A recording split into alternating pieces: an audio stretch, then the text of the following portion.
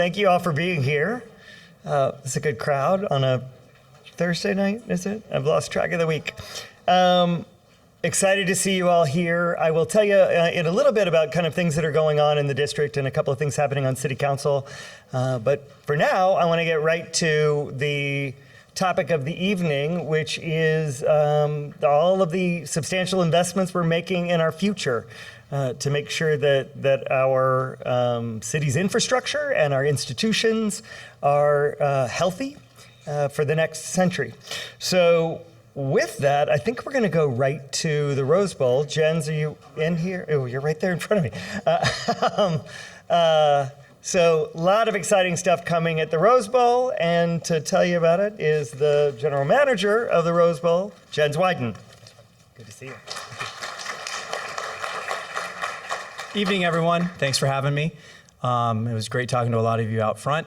I know we had the golf slides up there, and I'm going to talk to that and actually have a video on it, but I always like when I have a captive audience to talk about just the Rose Bowl in general and your beautiful National Historic Landmark and how it's doing. And I'm happy to say that your stadium is doing really well. The operation down there, the pandemic was tough on a lot of people, especially event venues. When your business is events and events go away, that's tough business to be in. But I'm happy to say that coming out of the pandemic, the finances for the Rose Bowl Operating Company, which is the group that manages the stadium and the golf course on behalf of the city, are very strong. We actually had some amazing news yesterday or earlier this week on SB 96. So Senate Bill 96 was passed. It was led by Senator Anthony Portantino. And what it is, it's a sales tax credit. So for events that take place at the Rose Bowl, the Hollywood Bowl, Cal Memorial Stadium, and San Jose State, the tax revenues that are created from merchandise and food and beverage are actually going to be invested back in our buildings. We believe it's going to be between $1.5 and $2 million annually for us. If you couple that with a recent TBIT assessment that the hotels have done to support marketing efforts at the Rose Bowl that will result in close to $3 million a year. We reworked some of our ticketing agreements and also some of our arrangements with our tenants. Our finances are strong. It looks like this year, for the first year in a very long time, we're going to have a balanced budget.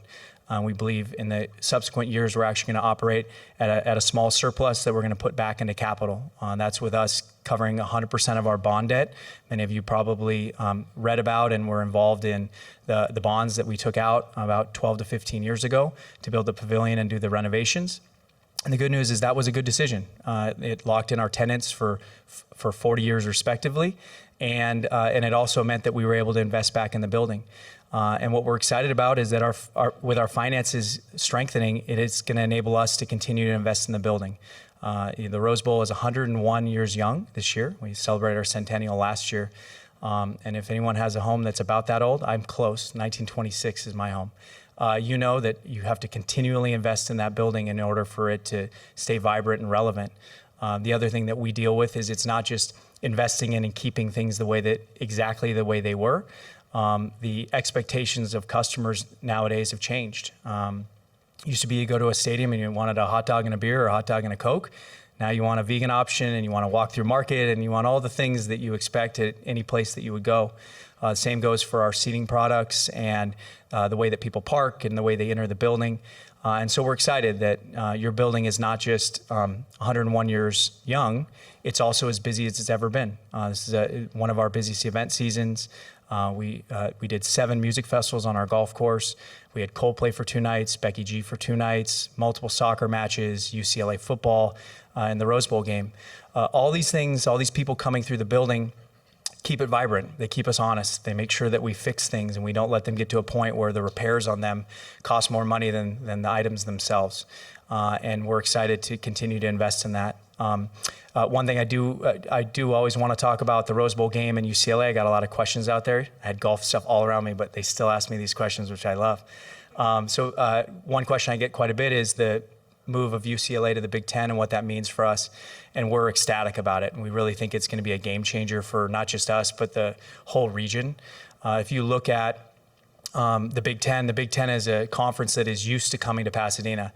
I was at Wisconsin last year at Camp Randall, which is their football stadium, and at their 50-yard line, they do not have a Wisconsin logo. They have a Rose Bowl logo, and not joking. They really want to be here in the winter, and their weather, I know why. But if you look at Wisconsin or Minnesota or Ohio State, when they find out now that they're going to the Rose Bowl game, they find out on December 5th that on January 1st, they need to be in Pasadena. It's probably a $700 flight, $500 hotel room in the middle of the holidays. That's a tough travel. That universe of people in Minnesota that can afford that gets pretty small.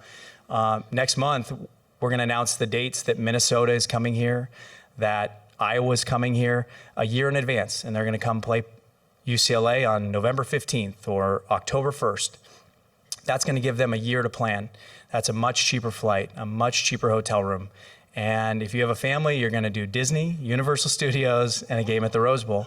And between us and the Coliseum and USC, we really believe that you're going to know which Big Ten team is in town that week. And that's going to be great for our economy, and it's going to be great for our buildings. Those groups are going to travel really well. It's going to cause UCLA to step up their game on the field, which they're doing this year, top-ranked, top 25 Bruins.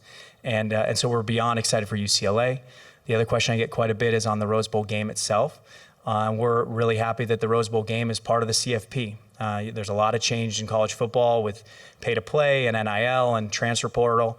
And what you're finding is that bowl games that don't matter don't get the players that people want to come see. And so the Rose Bowl game this year is going to be a semifinal. So we're going to have two of the top 4 teams in the nation are going to play here on January 1st. And then for the next 2 years, we're going to be a quarterfinal. And so the game will be on January 1st, and we'll have 2 of the top 8 teams in the country playing in our game on January 1st with the sunset over the St. Gabriel's. There was a lot of talk of what's happening with the Rose Bowl game? Is it going to go off of January 1st? And the really quick backstory on that is probably not. The background is that the CFP, which runs the college football playoff, is currently shopping rights for a TV deal for one network, Fox, ABC, CBS, or even streaming, Amazon, Apple, to buy the 12-team playoff. And they really wanted to go into that negotiation with no strings attached. So that meant no Sugar Bowl on the same day as the Rose Bowl. No Rose Bowl has to be at 2:30 on January 1st. They wanted to go in eyes wide open and let the TV provider offer them the most amount of money for the games at the times and the days that they wanted. That being said, the Rose Bowl game on January 1st in Pasadena at the Rose Bowl Stadium gets the second highest college football rating in the country every year, behind the national championship game. And that doesn't matter if it's not a CFP game or it's a blowout, because people want to watch that game on January 1st at that time. And so I'm very confident that whatever TV executive or streaming executive pays $1 billion for the CFP, not only do we not have to worry about it, it will probably be a term of the contract that the Rose Bowl game has to be played here at that time. So we're very confident in that, and we're here to support our partners at the Tournament of Roses. So with those updates, I did want to talk a little bit about the information we had out front. In addition to running our stadium, we also operate and manage Brookside Golf Course, which is a 36-hole golf facility. And the business of golf is really good right now. Before the pandemic, golf, just based on the amount of play we were having and the costs, wasn't doing great for us. It was probably under $500,000 net a year for us. This year, we're hoping to make about $2.5 million on just golf activities on the golf course. In addition to that, we do music festival programming on our golf course. AEG Golden Voice can do up to 10 days a year on the golf course. This past year, they paid us $4.2 million for those 10 days. So between the two, our golf course is very healthy from a fiscal bottom line perspective. That being said, we don't want to just be in the business of making money off of our property. We also want to grow the game.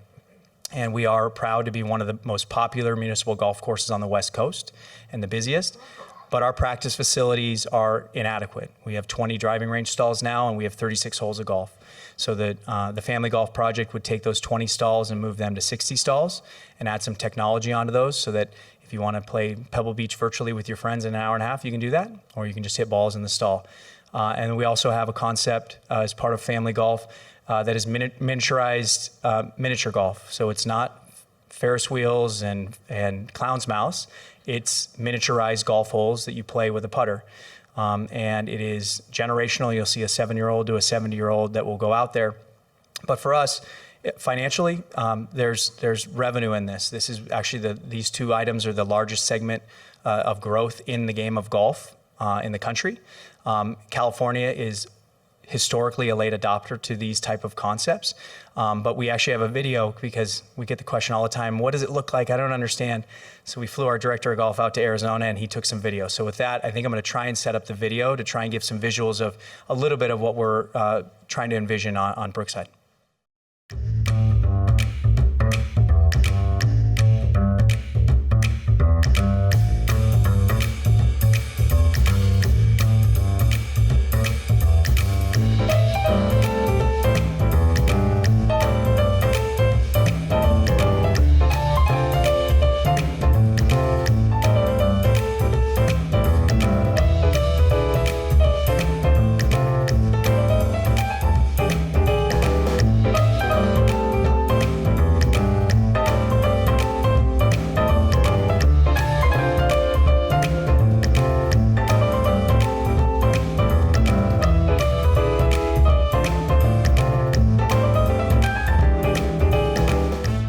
This is not your typical mini golf. Absent are windmills and bumpers. Present are fairways, bunkers, and slopes. Modern mini golf incorporates an elegant, clean design and utilizes natural style elements that mimic a traditional golf course. A challenge awaits, but some have found their way, and others are just here for the fun. There's no right or wrong way to play. Modern mini golf is where all are welcome. A safe place where family, friends, and colleagues of all ages, demographics, and abilities can gather together and share a memorable experience while enjoying the great outdoors. Could this be the next generation of golfers?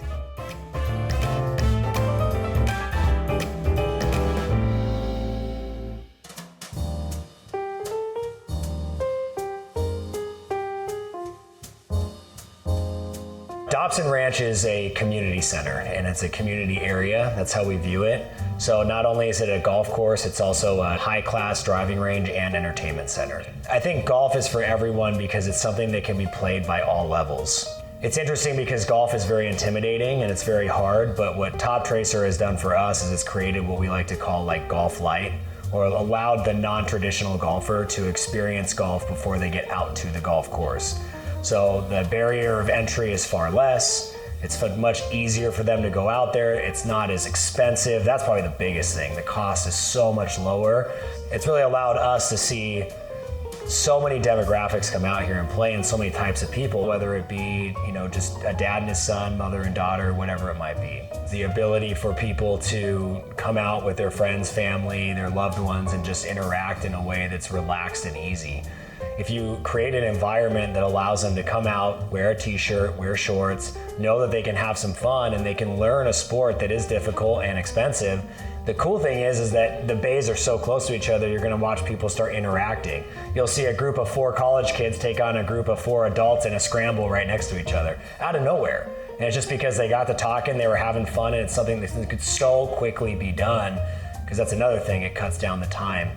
Golf is long, on the Top Tracer it's not. Top Tracer technology has a myriad of functions that allow you to really capitalize on whatever you want to within the golf space. So they have the My Practice mode, which allows you to just dial in your distances.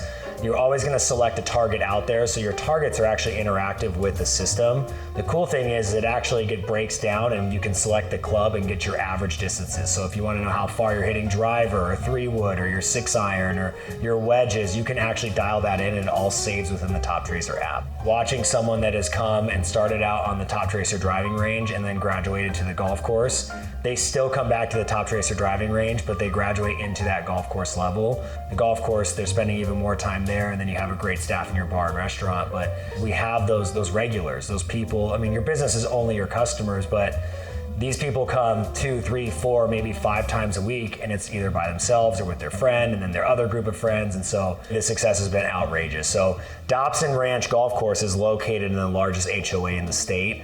We've been able to forge an incredible partnership with them and offer free youth clinics, free women's clinics, free men's clinics, anyone that can come out to do whatever they want to do. The biggest thing for me that's been really cool is watching the interaction we've had with our high schools and especially our city. So whenever we have like city departments want to come out and do an event, they come to Dobson. Whenever we have a high school that needs to do something, we have them come out. All the high schools practice here, the community college practice here. This is the place to be, right? So it's, especially for this condensed neighborhood area, you see so many people that just wouldn't have ever golfed before or thought that they could golf come here because they finally have an outlet that they feel they can do and not be judged and do at their own pace. So community-wise, I think it's really pushed the boundary of what is acceptable in golf, and that's exactly what we wanted to do.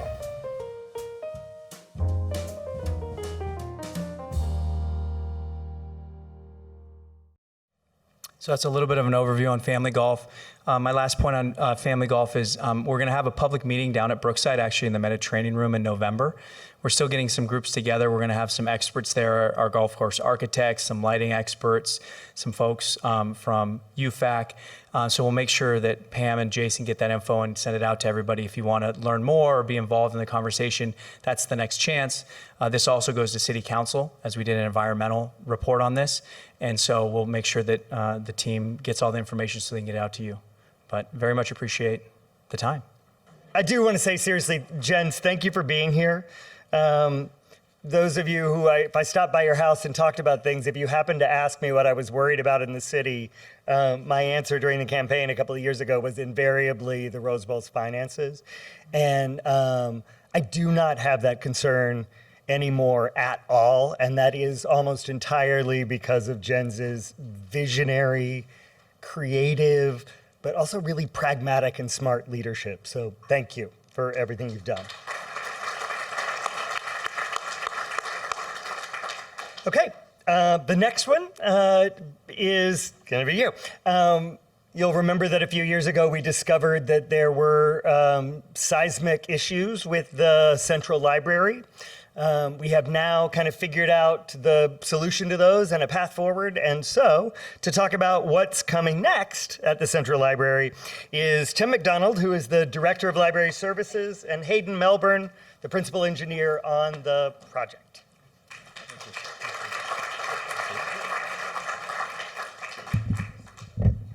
Good evening, everyone. I'm Tim McDonald, Library Director for the City of Pasadena. It's wonderful to be here tonight. Thank you, Councilmember Lyon, for the invitation to be here. Big thank you to Pam Thyrett for setting up and coordinating today's event. What a great turnout. Awesome.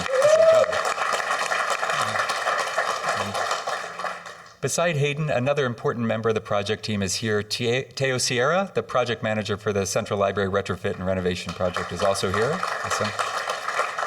It's fantastic to be in District 7, home to two branch libraries. The Allendale Branch Library and Hill Avenue Branch Libraries are both here, as well as some very important VIP residents. Our Library Commission chairperson, Mike Stammer, who's in third row here, is here tonight. He's a District 7 resident, as well as Kathy Haney, who is the library's public information officer. And she's out, you might have seen her outside tonight at our resource table. Kathy's over there on the side there.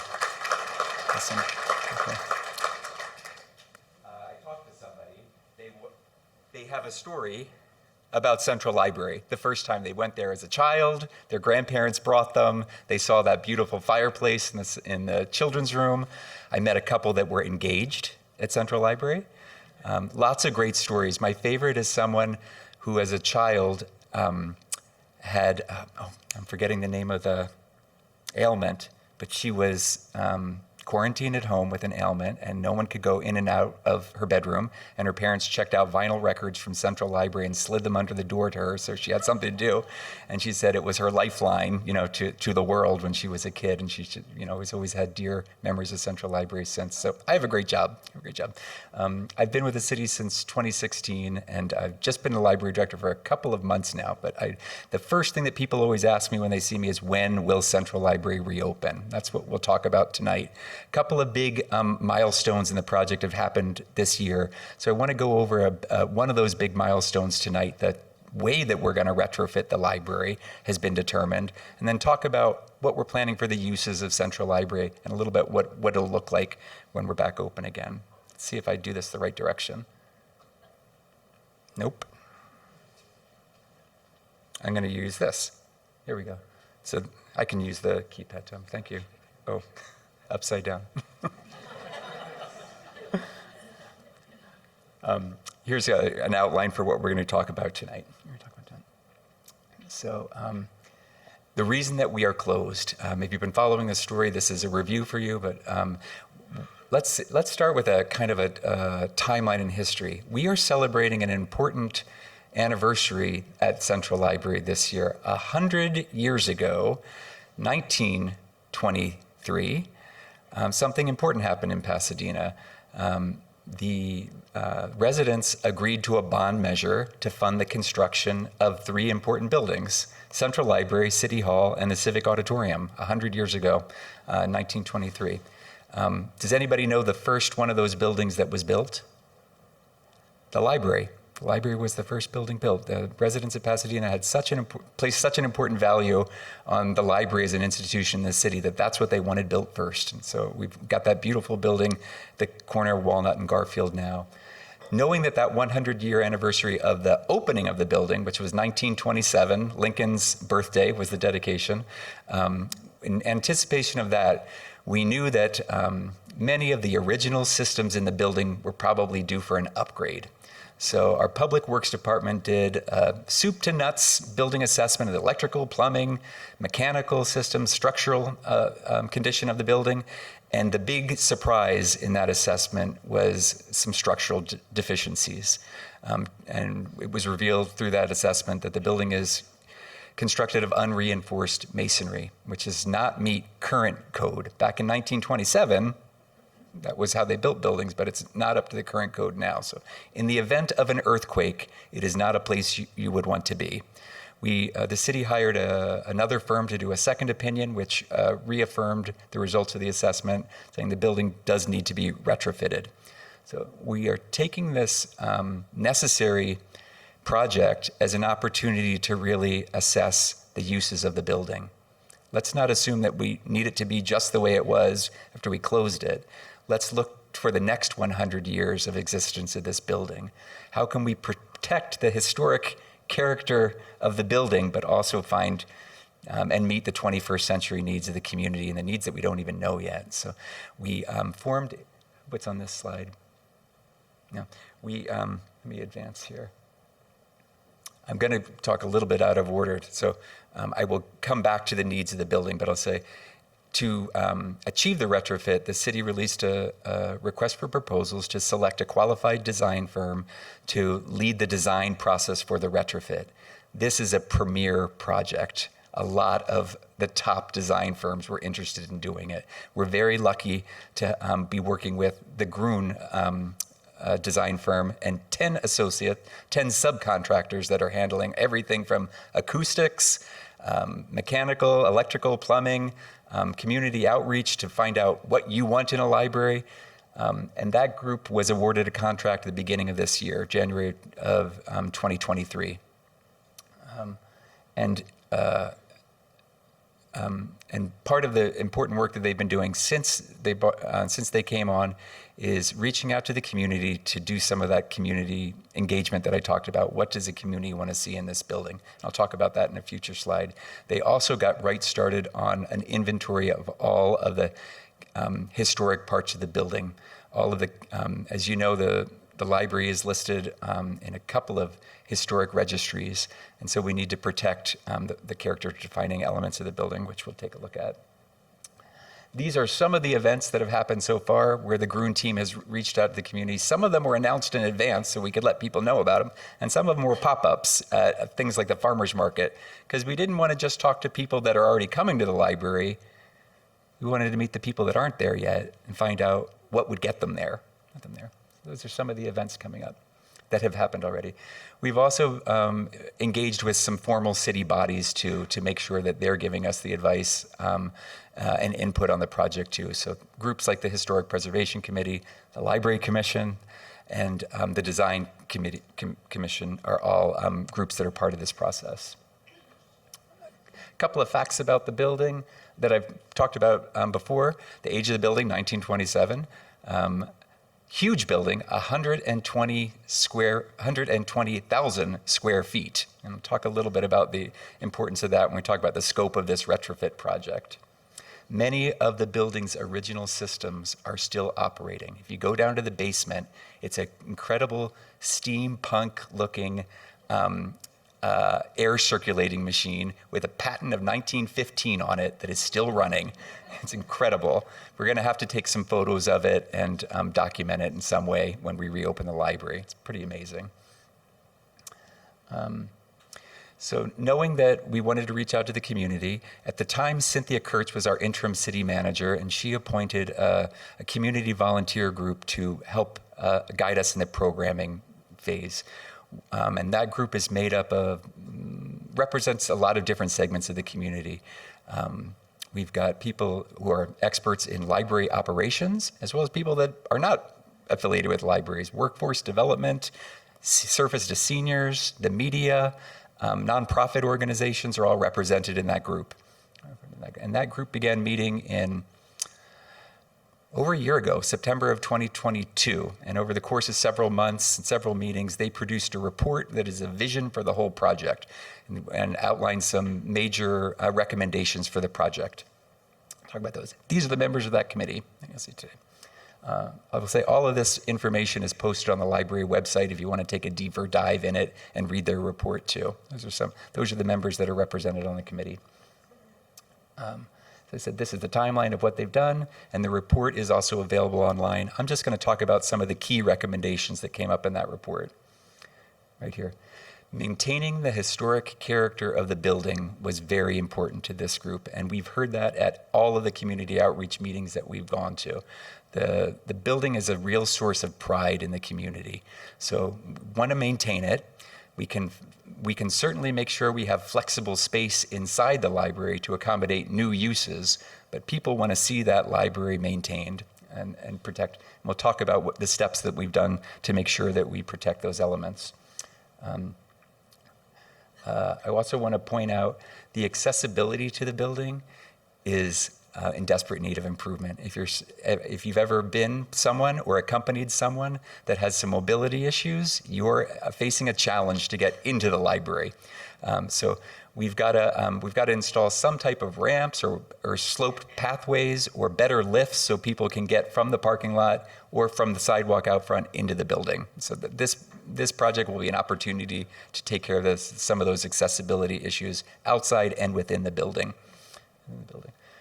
And then one thing we heard loud and clear is don't stop with the committee. Keep reaching out to the community to hear from everybody on what we want to see in this building. I'm going to talk a little bit about the big milestone that the project reached in August.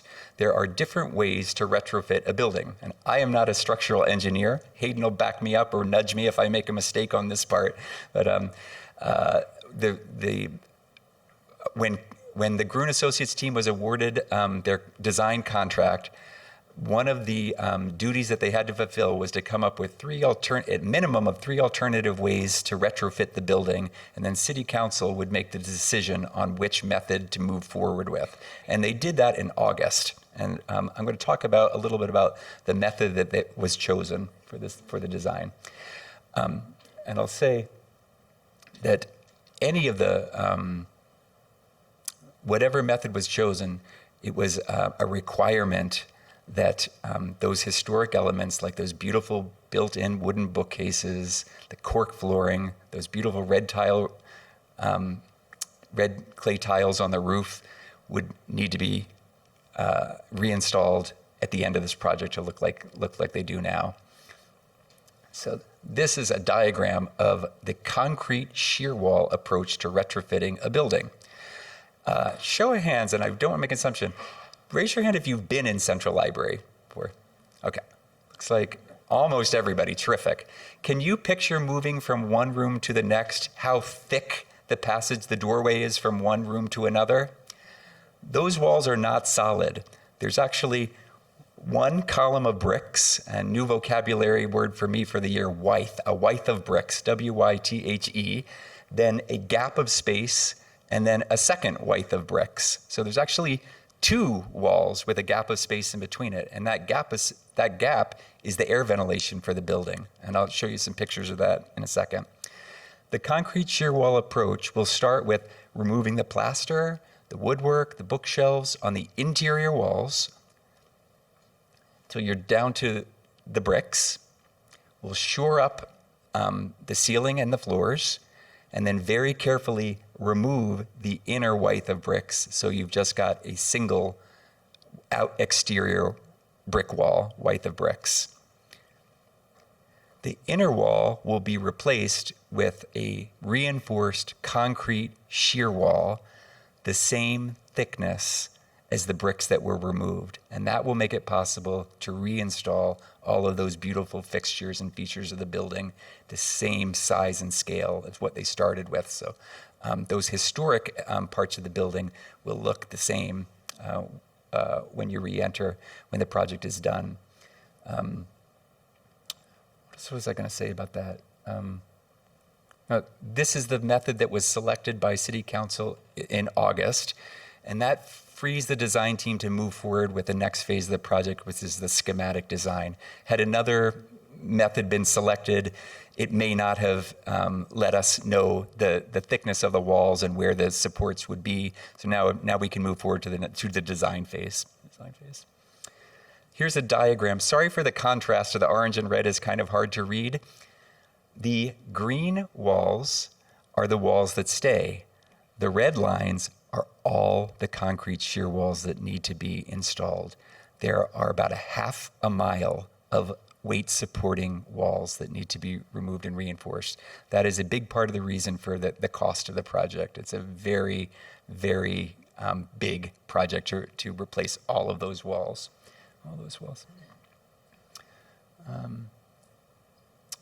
So where are we now? So like, as I said, now that we've selected the approach to the building, now we can move ahead with a schematic design and begin sharing concepts with the community and see what they like, and start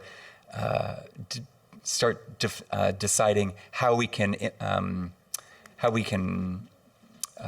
adopt some of those 21st century uses I've talked about, like where can we have maker spaces in the building? Where can we have, where can you go in the library and get a flu shot someday? You know, all kinds of things that we're hearing from the community that we want. People that have been by in the morning know that we had a very popular coffee cart in the courtyard. Next, make sure we have space for that, and on and on. There's a long list. Before you leave tonight, if you'd like to stop by the library's table that Kathy was manning, you'll see a list of, kind of an unedited list of everything we've heard from the community so far and what they'd like to see in the library. Feel free to grab a Post-it and add to that list if you see something, if you don't see what you like on that list. And here is the timeline. We got a lot of work ahead of us. So we are in the design phase now. By spring of next year, 2024, we should have a refined cost estimate for the entire project. We hope that summer of 2025 to be going out to bid to hire the firm that will handle the construction phase of the project. The project is estimated to take 30 to 36 months. We're looking at reopening the building in 2028. We have a big project ahead of us with a fantastic finish line at the end. It's an opportunity for us to really create a legacy for the next 100 years. In the meantime, the library does have all of its neighborhood branch libraries open, with the exception of temporarily La Pintoresca Library is having a roof repair done right now, but that should be open again, hopefully by the end of this month. So fortunately, we've got 2 here in District 7 to serve you. We've also temporarily opened a site at the Jefferson School, which is just east of Hill Avenue on Villa Street. Vacant elementary school is now the home of our youth services team, and you can stop by and visit that campus. Other city functions are also at that site. Fire department has its training academy there. The police has an after-school and weekend PAL program for students, and there's brand new pickleball courts there too. So a lot of city activities happening at the Jefferson School. Where do the books go? Right? The Rose Palace, the warehouse on South Raymond, will be the temporary home to most of the furniture and books from Central Library. This warehouse, some of you may have been creating floats. This was a place for storage, and floats have been built before too, as well as, I understand, some rock concerts in the 80s and 90s that I did not attend. But you can see the shelving has been installed, and this will not be open to the public, but a van will go there, pick up the books that you're interested in requesting, and deliver them to whichever branch is most convenient for you. So it won't be browsable, but it will be accessible through online, talking to a staff member in the library, calling us up and telling us you're looking for a book. And this is just a kind of reminder about what it looked like inside and the popularity of the building. You know, we've got to open this back up again so we can really be the living room for Pasadena. In the year before the pandemic, the Donald Wright Auditorium at Central Library in 1 year hosted 500 events. More than one a day. And some of those were city-sponsored events. Many of them were community-sponsored events where a community group could, free of charge, hold the program at the auditorium. And that was just one of the gathering spaces in the library. We hope to be, at the end of this project, have other spaces, flexible spaces where groups in the community can come in and call the library their living room again. That's what we're hoping for. That's it. That's the end of my presentation. Again, thanks a lot for allowing me to be here tonight. Thanks. Questions at the end. Okay. On all of them, if you can. Will do. Okay. Thanks. Thank you.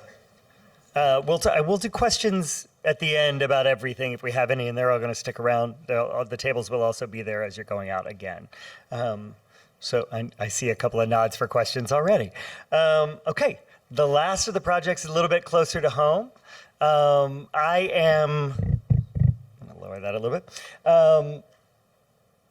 But Pam can tell you that I'm really focused on South Lake Avenue, revitalizing what is the historic retail heart of our district.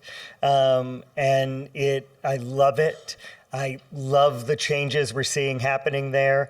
And we are right on the verge of having it back like it was actually before I was here, in a time when it was just a vibrant community center.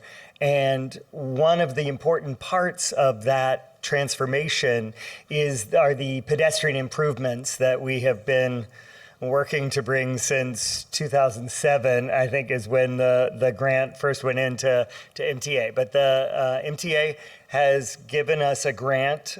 We had then to do a little bit of closing the gap on the funding to bring these improvements. And to tell you about them is Richard Yee, who is a principal engineer. There you are. Couldn't find you out there, Rich. With the City of Pasadena Public Works Department. Rich.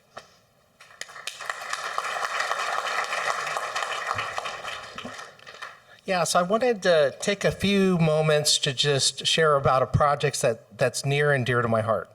I've been working on this thing for a good part of 10 years or so, and it was part of a 2015 Metro Call for Projects.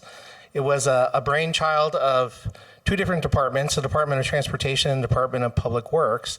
And this Metro Call was what they call a first mile, last mile. So if you're aware, the Gold Line before is now the A line, but there was a move years ago for Metro to have housing, businesses, walkability.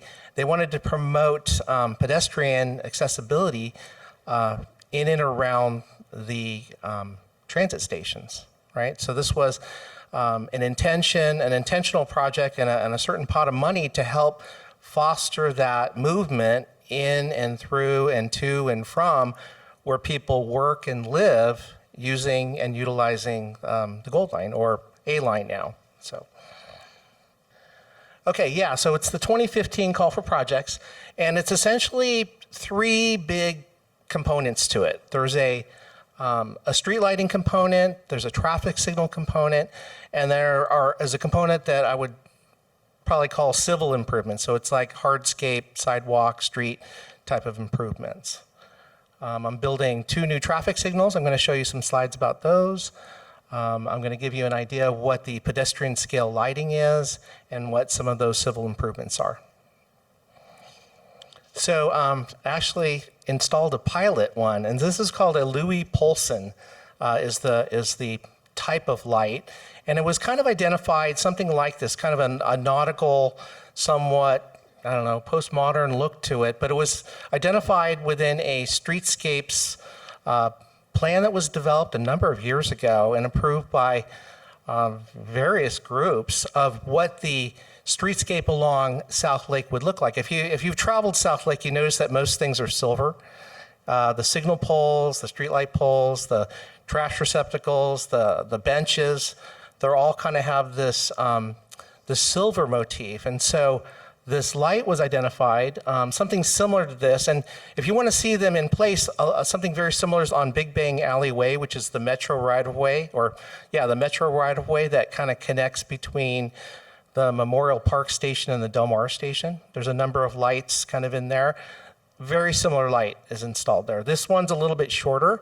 And the intention of this light, there is existing lighting on Lake Avenue, but it's roadway lighting. And we call them Kim fixtures, but they're big rectangular shoebox fixtures. And they're really intended to light up the roadway with a little bit of backspill light to light up sidewalks. But these lights are intended to light up the pedestrian right-of-way. So they're going to, and they're essentially spaced directly opposite of each of the roadway lights. So they're in a staggered spacing up and down the street, both sides.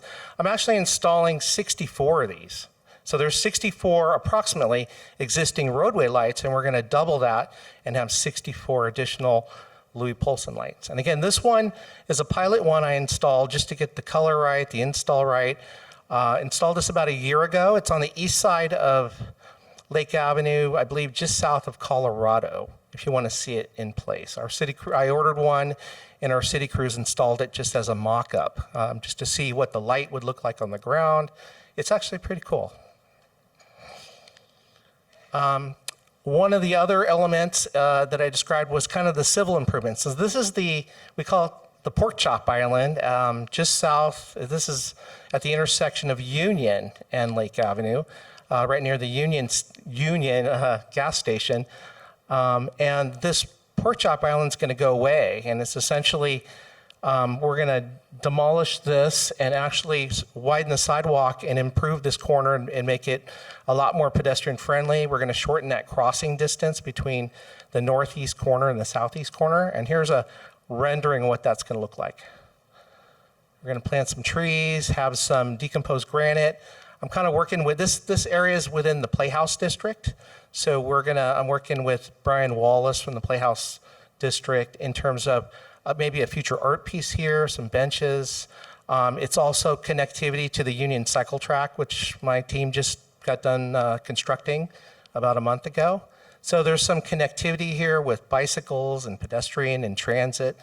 It's intended to take away from that we call it a slip lane, right turn movement, and shorten the pedestrian crossing, kind of tighten up the intersection and make it improve for pedestrians.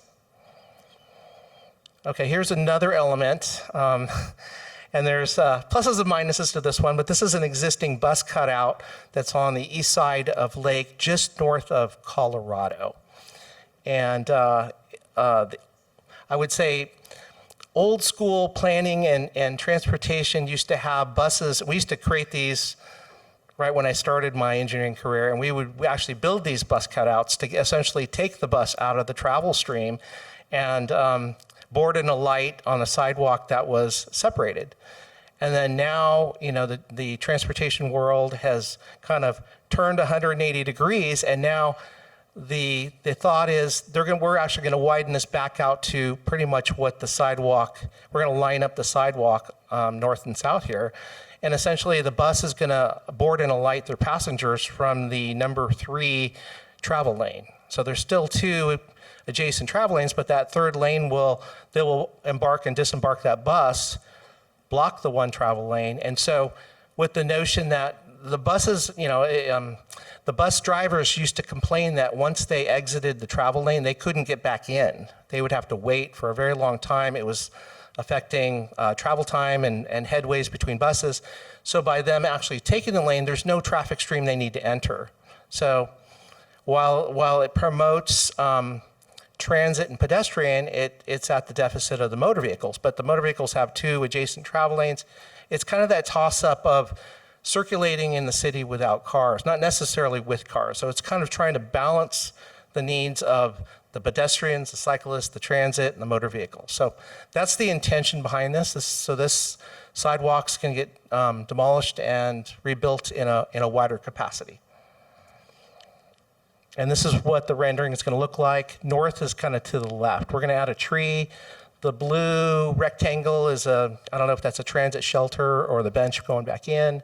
I'm going to try and get an extra light, one of those Louis Poulsen lights added in here. But we're ultimately just lining the sidewalk back up to what it was, probably many decades ago. Okay, 2 other elements on the project are 2 brand new traffic signals. And so this is an actual signal, and this signal, I believe I built this back in 2015. This one is between Green and Cordova, but we're doing a very similar one between the block of Cordova and Del Mar. And pedestrians cross there already. They kind of take their lives in their own hands and run over to the median, then run over to the other side. So we're going to do something very similar. So it's got wheelchair ramps on both sides. We're going to cut through the median, add a mid-block light, Traffic-wise, it's going to rest on green for Lake Avenue until there's a pedestrian call. So someone pushes the button, someone wheels up in a wheelchair, they wave their hand in front of the pedestrian detector, and it's going to stop the vehicles to allow a safe crossing. That's what this is all about. Again, it will rest on green for Lake Avenue. It's not intended to stop cars, just to stop cars for no reason. It's going to stop cars to allow a safe pedestrian crossing. And then I'm also building a second signal down at the southerly terminus, kind of between the south end of the project, which is at California, and the T intersection at San Pasqual. So this block of granite is a little T intersection, I guess apparently across from a new market down there. I don't know the name of it, but you probably all know what that is. But there's an existing marked crosswalk here with no signal. And so this signal was warranted. It's gonna, again, rest on green for Lake unless there's a pedestrian call to cross or there's a vehicle call coming off of granite. Okay, so again, it's a balance of assigning right-of-way to users to be able to cross safely as a pedestrian or to pull out of the side street as a motor vehicle. We're also doing some ADA, and that's Americans with Disabilities Act, improvements at the intersection of Del Mar. So this is, I think it's near Granville. This is like that corner. We're going to be putting in some curb extensions. So we're going to be widening the sidewalk, shortening that crossing distance for pedestrians, rebuilding new compliant ramps, making it, again, trying to meet that scope of the grant of making things more friendly for pedestrians. Again, trying to get people to, don't know where it went. There we go. To improve things for pedestrians, to get them to walk from the Gold Line or A Line down to and use these businesses, or maybe you live here and you want to walk to the transit center. But I think all of these improvements, whether it's lighting or shortening crossing distances or adding in signals, they're all about improving circulation and safety on this corridor. And that's pretty much from the station all the way down to its southern terminus at California. So timing-wise, we are ready to break ground. You're going to start seeing a bunch of dig alert markings on the ground. Unfortunately, we have a very small window to work in before the holiday moratorium. So South Lake is within phase 1 of the moratorium. We have to kind of cease right around Thanksgiving. So we got about a month to start identifying substructure, because I have to add, remember, I got to add 64 new lights, and those all require foundations and conduit. I'm putting in 2 new traffic signals. All of those poles need foundations. I got to put conduits there. So we're going to kind of work for a month, cease for about 6 weeks, and then start right up again, probably second week in January. And this project's going to go all the way out till probably June, likely. There's a kind of a long lead time on signal poles and light poles. They're about 6 months, and we ordered those 3 months ago. So we should start seeing those get delivered kind of in the February timeframe. But there's going to be a lot. I just ask for your patience, because there's going to be a lot of demolition. It's going to have to, kind of like any house remodel, you got to kind of take it apart first before you can get to the improvement. And so, be patient with that disorder, and at the end, we're going to reorder it into something that I think you're really going to like, because it's going to really foster a safer, much better lit, more easily accessible pedestrian pathway on both sides of the street, all the way down. I think it's going to be more inviting for both districts, whether that's the Playhouse District or South Lake, and and there's a notion that if you make these improvements, people will feel safer to want to travel that. So that's kind of the intention.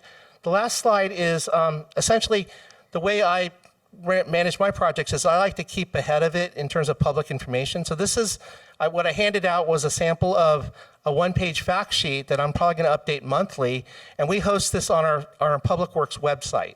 So it's under construction. If you want to know what's going on, the project plans are there, the specifications are there, the money's there, and there's a contact if you have questions or concerns. We kind of use this as the forum. So I want to keep you informed pretty continuously, because there's a lot of businesses that are going to be impacted, and I know there's a lot of residents here that walk, and you're going to be impacted as well in and through all these different elements that are happening, because this construction is going to be from top to bottom on both sides of the street. So ask for your patience, but again, at the end of the day, probably come next summer, we're going to have a pretty awesome street there. So thank you.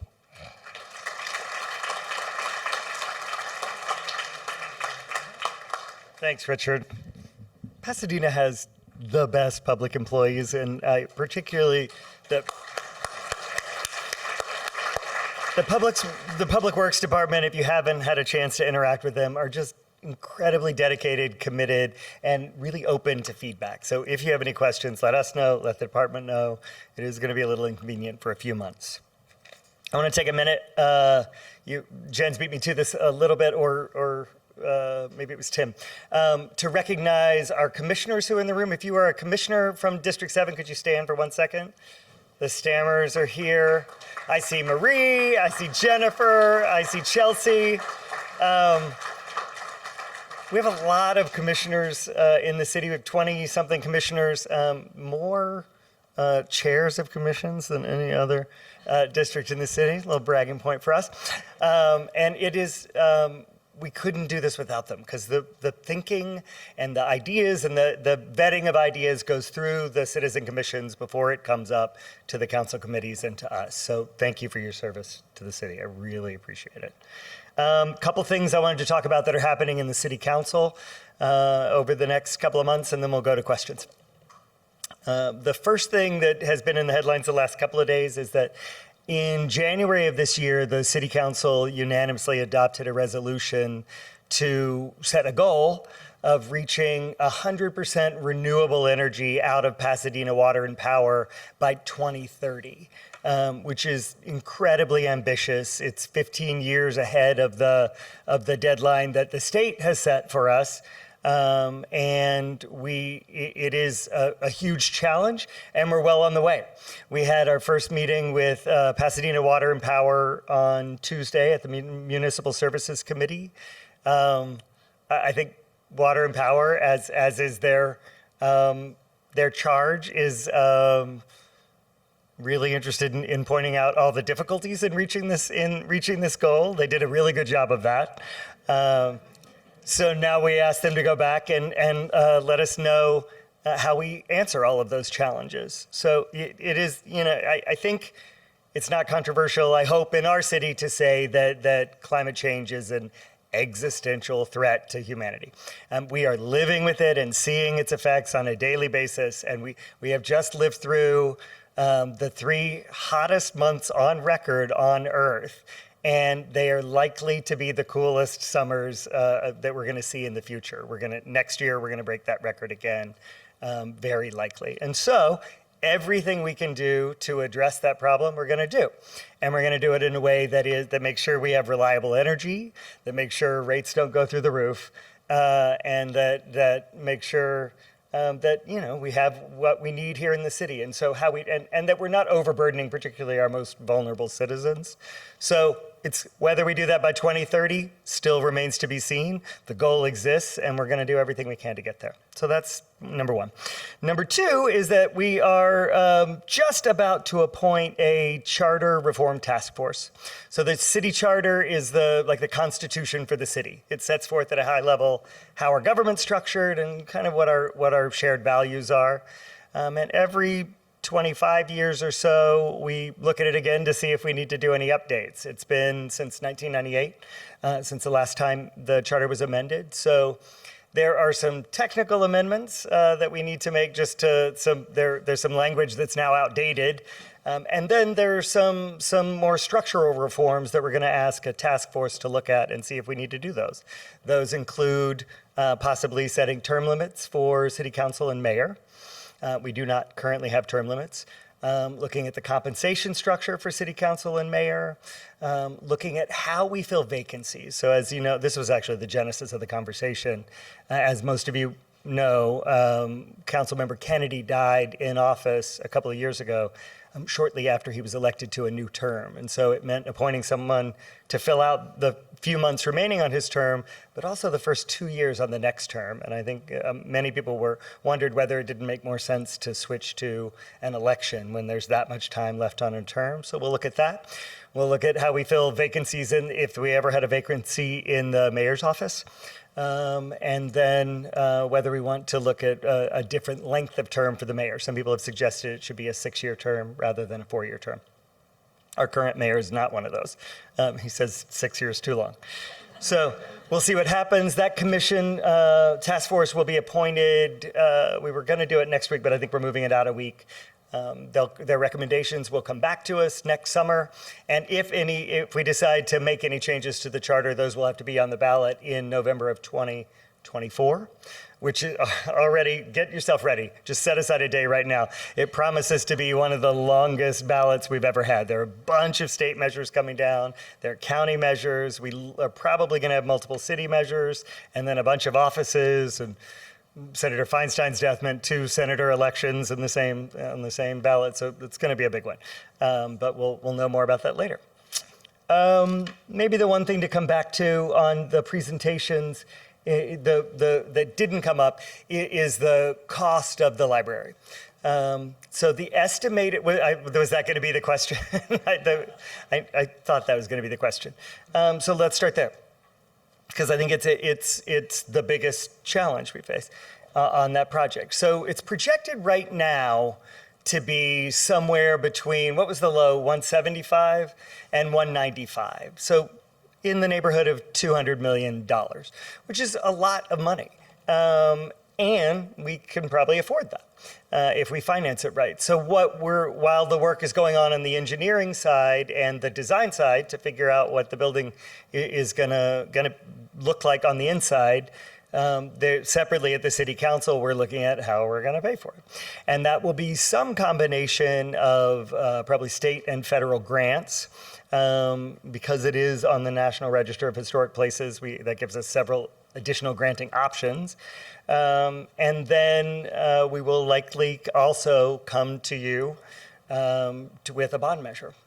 Also on that November 2024 ballot, on that long measure, for some portion of that funding. And that's the piece we're trying to figure out right now. What do we think is reasonable that we can afford to do as a city? And then we'll go from there. So that's that piece. Any other questions? Anything you want to know about what's happening? Yeah, the question was, and let me know if I miss it, the Central Arroyo is an area that multiple groups use. In addition to golf and the Rose Bowl, there's walkers, there's Area H that has a lot of recreation that goes on. The Peloton goes around on Tuesdays and Thursdays. And the question is, what improvements are planned or what thought has been put into trying to engage those user groups to activate in the space? It's a great question, and it goes back some time. Before I've been here for 11 years in this role for about a year and a half. But many groups have looked at it, and one of the things they all say, the Urban Land Institute was the most recent, that while on event day, the Rose Bowl is really the hub and the center of the Central Arroyo, on non-event days, when there's not a Rose Bowl event, there really isn't a hub. And if you think about it, I think it's true. You know, my wife goes to go walk or run. They choose which lot. Let's meet in F or I. And so there's no definite start-stop area to have as sort of your hub. And a lot of great parks have those things where you have a start and a stop, where you can get a coffee, you can go shopping, or you can sit down and talk.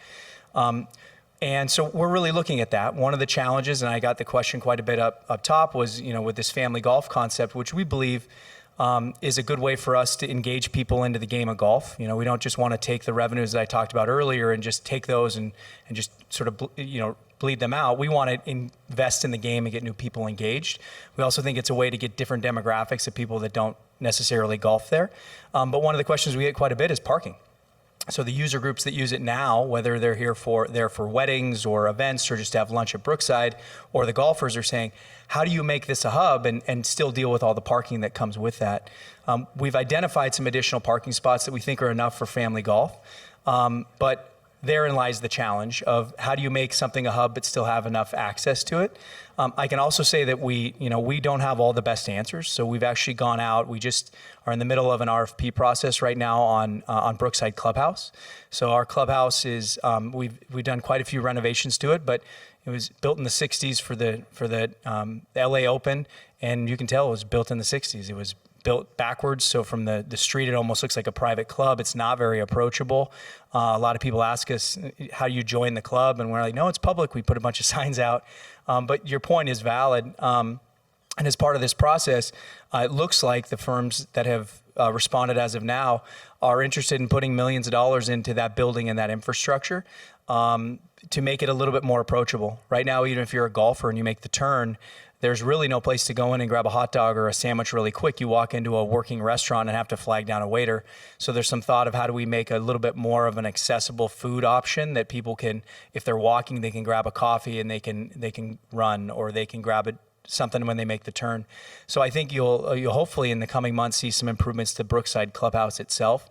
But to your question in general of how we make it a place that more people utilize, that's really the thrust of what has made us successful. Jason mentioned that our finances have really turned, and that really happened when we started looking at our site as a campus. We're not just a stadium. What sets us apart is our setting. There's no questioning that. We're not going to out SoFi Stadium. That's not feasible.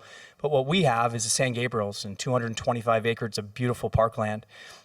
So we've really leaned into that, and you see that with our music festival programming. We had a flyer up later this month, or actually next weekend. We have an event called Crafttoberfest, which is a craft beer festival that's going to take place on 2 of our golf holes. It's relatively inexpensive, a good way to come out and what I think is Pasadena's best 5-star park that usually is only available to golfers, now is available to others, whether it's people that are into music or tailgating or craft beer or rosé wine at a different time of the year. But we welcome ideas on ways to make that more approachable, because we really are stewards to Pasadena's largest park, and that park needs to serve everyone. That seems so sophisticated of you to know that rosé was for a special time of the year. It's news to me. Other hands? There was a fantastic question. Can't believe I don't know the answer to this. Will the new lighting on South Lake Avenue be LED lighting? And are there plans to retrofit other lights in the city? The answer is yes and yes. So the Louis Polson lights are, I think we ordered them in 2700 Kelvin, so they're kind of a sweet spot between. They're not going to be like the white dental lights, okay? But they're not going to be as yellow as high pressure sodiums, which are kind of orange. They're going to be kind of a medium orange, like a light yellow, nice soft glow for the sidewalk. And then citywide, it's a pretty costly endeavor. I mean, each of the LED luminaires is anywhere from $200 to $400. We're going to focus on Lake. I've got another endeavor underway to retrofit those shoebox lights, the roadway ones, with a similar LED that looks like a shoebox from the below, but it's called a Hubble light, a Kim fixture, and we're looking at trying to do those in LED, so it kind of ties the whole roadway together. But citywide, we're kind of doing it in pieces and parts just because it's so expensive. So I've got a project underway right now to do safety lighting. So safety lighting is the lighting that is above traffic signals.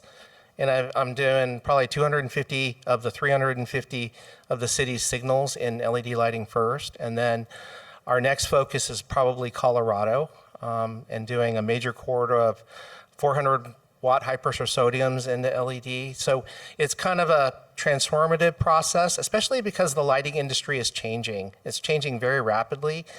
And some of the early LEDs were just pretty harsh. And so we're kind of waiting for that industry to soften up, because we're a city here that we like historic places and we like to feel comfortable and we like things to be aesthetically pleasing, in addition to good lighting on the ground or on a surface. So we're kind of taking a slow and conservative methodology of full citywide change out, unlike a lot of jurisdictions around us that have just changed them out wholesale, and they're kind of paying the price on some of the color temperatures. I mean, they were changed to maybe 4K, and they're just a lot more white. And we in the city really like something 3,000 Kelvin or less. Sorry. Okay. couple more questions. Thanks, Rich. Do you love the love and thought that goes into all of this? We've had actually a really long conversation at Europaint about the color of the lights. Yes. So I like this question. So the question is, what are we going to do? All of this is great. What are we going to do to get some businesses that stay on Lake? So this is a combined effort between the South Lake Business Association, which exists now. That is a private organization that is sort of partners with the city.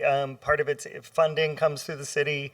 There is a not a tax, but a fee imposed on businesses that goes back to support the business association. So they do a lot of promotion of the area, particularly around our office space, which is important there. And then the city's economic development department and the council office are working really closely together to try to fill the vacancies. So my approach to this is that I picked 5 sites that I particularly want to see filled that have been empty for a long time. And I'm tracking down everyone I can. Not really the council member's job or even really something I'm entitled to do, but I'm basically calling up the owners and saying, why is it empty? What can we do to help? How do we get there?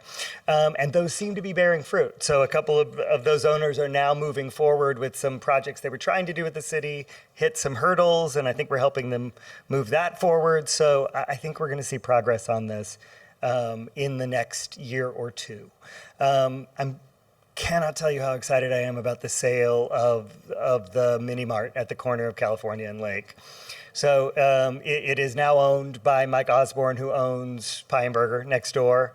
Pie and Burger may or may not expand out into part of that space. I wish they would, with some outdoor dining.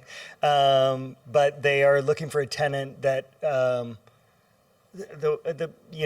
don't know what tenant it's going to be because we've seen a couple of options, but it will be a fantastic use for that corner that'll be pedestrian friendly. So and Erewhon, there is really no underestimating the impact that Erewhon's going to have. It has brought in so many people, and people I've never seen on South Lake. I live around the corner from South Lake. I'm on it every day. And I just see all these new faces and so many people out front, and it's really exciting. So we're poised to really grow and change. The last improvement we're doing that isn't part of the Public Works plan, but that is happening, is that all of the center islands are getting a little plant upgrade and replant right at the tail end of all this. So it's going to be a beautiful place to walk and be in the next couple of years. So the question is whether there's ever been any thought given to making Lake a kind of pedestrian promenade and not having cars on it at all.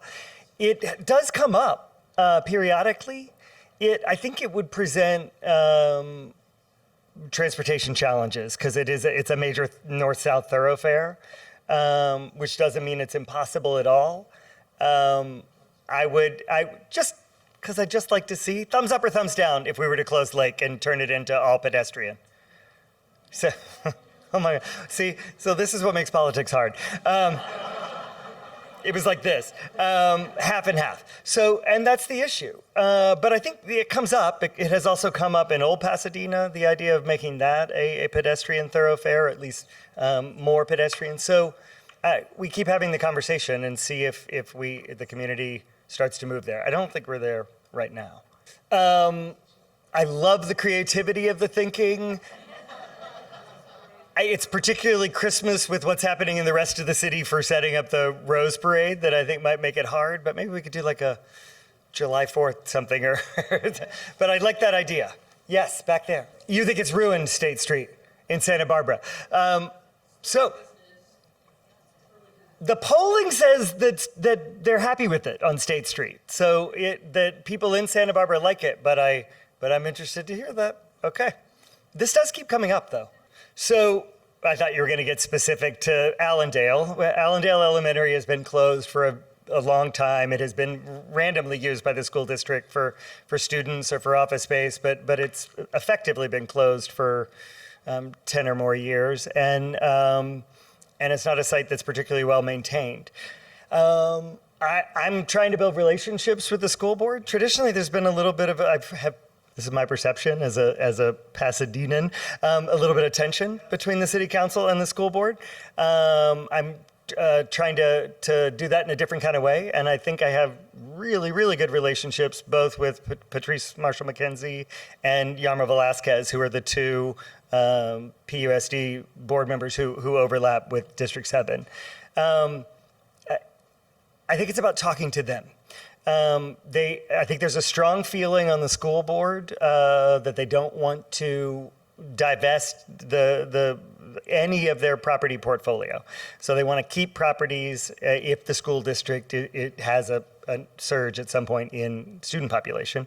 But they have signaled that they're open to partnerships. So it's about figuring out what we do with that space.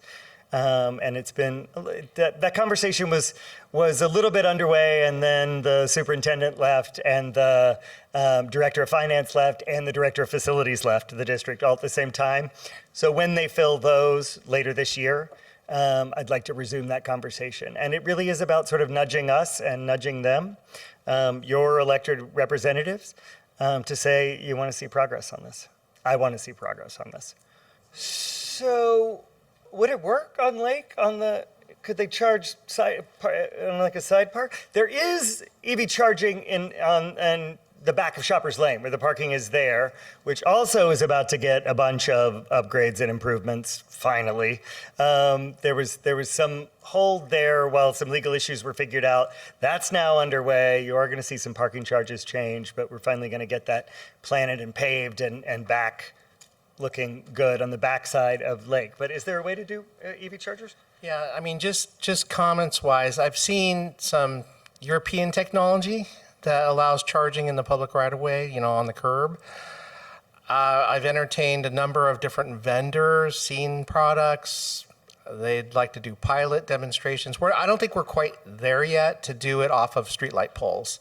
I've seen the technology, and it's not being very utilized in the domestic market, in at least in California. And usually we generally don't like to be the guinea pigs, so we wait and see what LA County does or City of LA does. And if they vet it and they're using it, then it's like that. So we're not quite there yet. I think we are going to have to start to figure out things like that as we get closer to doing away with gas cars in California. Right now, that's supposed to happen in 2035. We're going to need to catch up with power provision, but also with where to charge the cars. I think there was one over here, right down here. I think we could partner. I don't actually know that is Macy's thing to decide, but I will look into it and see. But yes, we can partner and have conversations. I think the Economic Development Department and the council office and the city manager's office, that's where we're trying to go, is to get spaces back. We're a little challenged, of course, we haven't talked about this, but sort of post-COVID and post-Amazon, retail's changing. We don't really know where it's going to be. We probably don't need as much retail space as we used to need, which raises the question, where will we see each other if we don't, because commerce is kind of the place where we mix in America. And so we know we're going to need some of it. It's hard to say how much. I don't know that all of those spaces will be filled. Right now, my focus is really on the ones that front Lake, but you're absolutely right that courtyard has very little going on the inside. Oh, the question was, there wasn't any mention of parking improvements in the library upgrades. Will that be a part of will more parking be a part of the plan? We are actively looking into all things regarding parking at the Central Library. Currently, all the spots are compact spaces, and the circulation is not that great, I'm sure you're all aware. So we're looking at every possibility about how to reconfigure the lot orientation and how to even diagonal spaces, moving some of the green spaces that are there as well. But we're going into every consideration and trying to improve the parking circulation and the number of spaces on site. Yes, that's particularly in the South Lake parking place area. So there we're moving from, I don't know, Pam probably could tell us the rates, but I can't tell you exactly what they're going to be, but they're going up. And that is mostly to facilitate. It's been a long time since there's been a rate change there. And you can tell if you go back and look at the parking lot, just the pavement's broken, the plantings that don't look good. And so it's time for an upgrade. And, it may be the back of the retail district, but it also is a parking lot that faces a whole residential neighborhood. And so, we need to think about the neighbors there too, having a kind of pleasant experience, visual experience. So the question is what's happening with what is the traffic impact going to be on Lake, and what's happening with notifying people? This is one of the most interesting. I do want to hear from you on this one. This is one of the most interesting challenges in communicating from the city side. I will say, now that I'm there, it feels like we delivered this message in 50 million different ways, and I can't believe people don't know the name of Erewhon, actually, is one of those things. But so I'm surprised to hear people don't know, but I don't know. How much will traffic be impacted, and how much better? You can tell people, that's part of it, but how do we let people know? Yeah, realistically, I mean, to install signal lights, traffic signals, and streetlight poles at about every 150 feet on both sides of the street, there will be demolitions, which means you need work vehicles in that parking lane. We're going to be directional boring conduits. I mean, realistically, Lake could be down to one lane each way for a period of time, a good chunk of time, probably more realistically January to March. And then when we do that civil work where we take out sidewalks and reconstruct corners, pedestrians are going to need to be diverted. I mean, the whole corners have to come out. I mean, you're kind of seeing it right now on Cordova, has a large project underway. I recently finished Union cycle track, and that had considerable construction impacts. We're going to notify through on-street signage, changeable message signs. The local businesses along the route get hand notices. We'll use media, public service announcements. We do city manager kind of briefings, and then the newspaper picks it up. So we're going to try and stay ahead of each of the main phases of construction, but demolition in the beginning of January is going to be pretty, we'll say, constructive, destructive, because you have to take things apart, before you put them back together. And there's quite a bit of substructure that needs to go in, and that's the substructures to support the lighting and the signals is probably going to be the most impacted. But we'll try and keep, on-street notices and notices out there, but it's just part of construction. All right, let's do one last question, and then I'll talk for as long as you want afterward. I'll take this gentleman. The answer is yes. We know it's come up. I think we need traffic improvements along Del Mar, and we need pedestrian improvements, including lighting, including signalized crosses. It'll be a question of funding. It is on everyone's mind. Okay. Thank you all for coming tonight and for taking. I know we went over, so thank you very much.